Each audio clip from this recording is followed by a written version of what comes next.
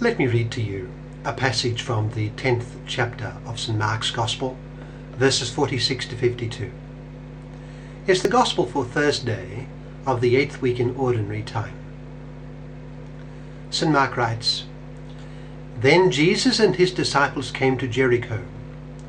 As they were leaving the city, together with a large crowd, a blind man, Bar Timaeus, that is, the son of Timaeus, was sitting by the roadside begging. When he heard that it was Jesus of Nazareth, he began to shout, 'Jesus, Son of David, have mercy on me.' Many rebuked him and told him to be quiet, but he shouted all the more, 'Son of David, have mercy on me.' Jesus stopped and said, 'Call him.' So they called to the blind man, 'Cheer up, on your feet, he's calling you.' Throwing his cloak aside, he jumped to his feet and came to Jesus. 'What do you want me to do for you?' Jesus asked him. The blind man said, 'Rabbi, I want to see.' 'Go,' said Jesus, 'your faith has healed you.' Immediately he received his sight and followed Jesus along the road." That's from Mark chapter 10, verses 46 to 52. What does it suggest to us? Well, of course, it speaks to us of persistent prayer.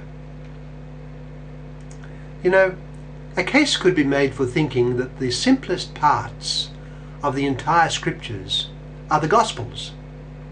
They are direct and concrete and easy to imagine, even if parts of our Lord's teaching therein are difficult not to follow but to understand. For instance, the Beatitudes that begin the Sermon on the Mount in the Gospel of St. Matthew are not difficult to follow, but certain respects are somewhat difficult to understand. Our Lord's doctrine on the Eucharist in chapter 6 of St. John's Gospel is not difficult to follow, but parts are very difficult to understand. The difficulty is encapsulated in the question of some of his disciples. How can this man give us his flesh to eat?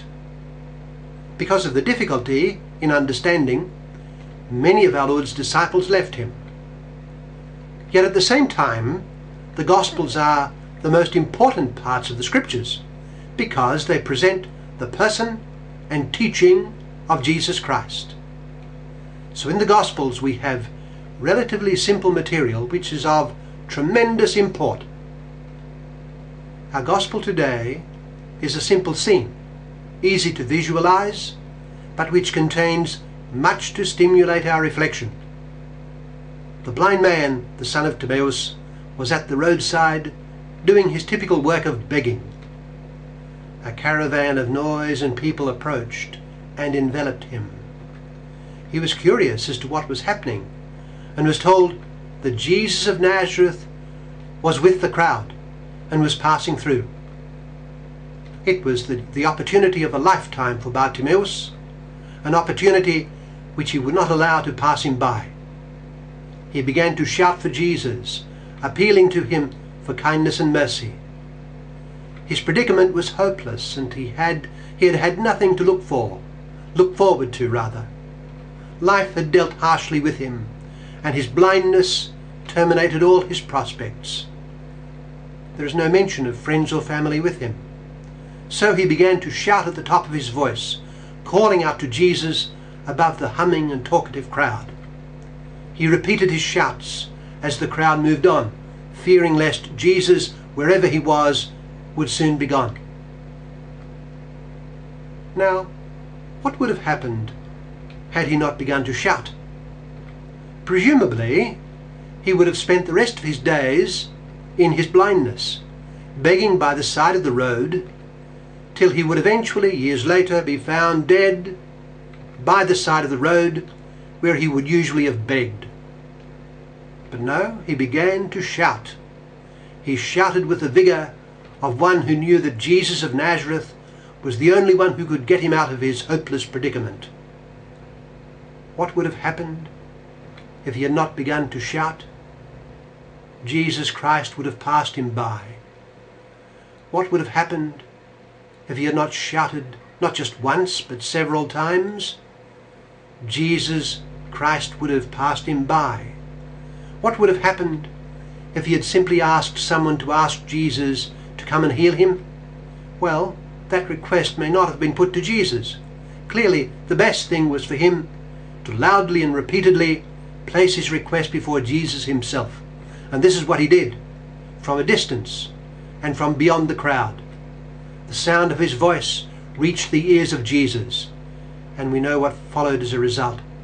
His persistence gained for him the ear of Jesus Christ, and that led to his healing, which in turn led to his being a disciple. For we read that following the restoration of his sight, he followed Jesus along the road.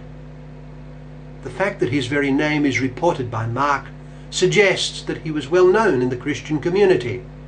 In the same Gospel's account of the Passion, Mark gives us Simon of Cyrene's name, together with the names of his two sons. This also suggests that he, Simon, and his sons were well known in the Christian community of Mark the author. The point is that it is inconceivable that a request placed before Jesus Christ would simply be ignored by him. That is not to say that the request would be automatically granted, but it would not be ignored. It would be heard.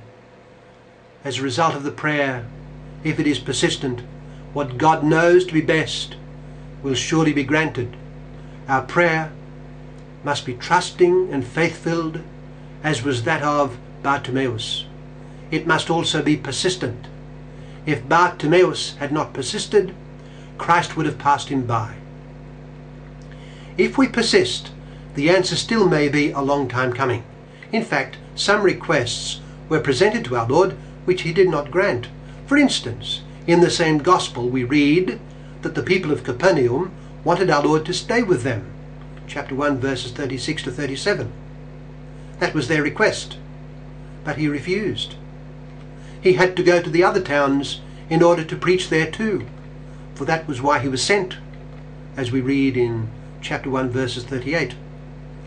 If there are larger reasons beyond our comprehension why our Lord does not grant a particular request in the form presented, doubtlessly God will grant the favour in another and better way. He will not ignore our requests. He is listening. We are before him. Let us then be humble and persistent in our prayer, letting the example of Bar Timaeus, the blind man, guide us.